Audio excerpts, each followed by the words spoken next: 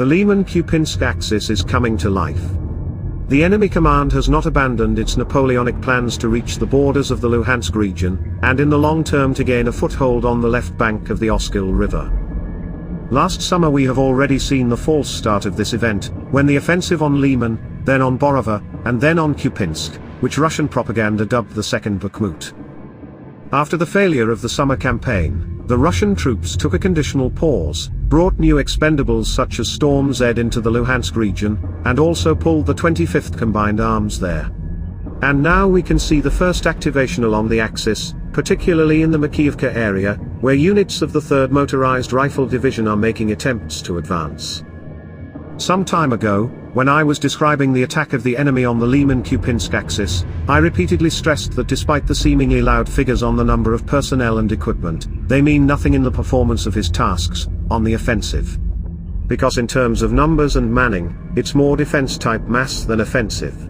So what are the results? And everything is very simple. The summer offensive of the enemy failed, and the units themselves suffered serious losses. From the 26th Tank Regiment was left a company, and it happened to him for the second time. 47th and 90th Panzer Division lost combat effectiveness. The 41st Combined Arms Army needed rebuilding. But the adventurers in the Russian command decided to try a second time. And they chose for this not the most favorable time as for the terrain. Starting a second offensive in a really starting rainy season, where is it really critical? Are they idiots or are they pretending to be? But who cares? It makes no difference to the AFU fighters where to destroy the enemy. At the same time, I watched the news from Israel and it's like a terrible deja vu. Rocket attacks, fanatics with assault rifles taking over administrative buildings, a mixture of events in Ukraine in 2014 with the daily reality now. It's clear that both Iran and Russia are behind the attack on Israel. And that Israel will nullify Hamas in response.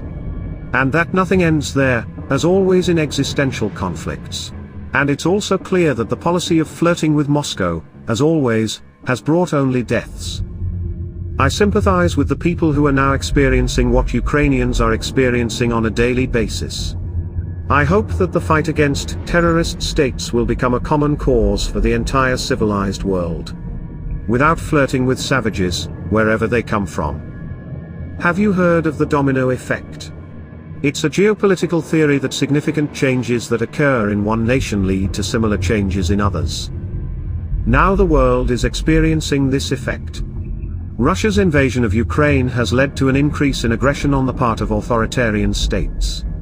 Authoritarian regimes will become more resolute in their actions, inspired by Russia's actions. Based on this, we can say that the war in Ukraine is a war of diametrically opposed ideologies, and a defeat for Ukraine equals a defeat for the entire democratic world.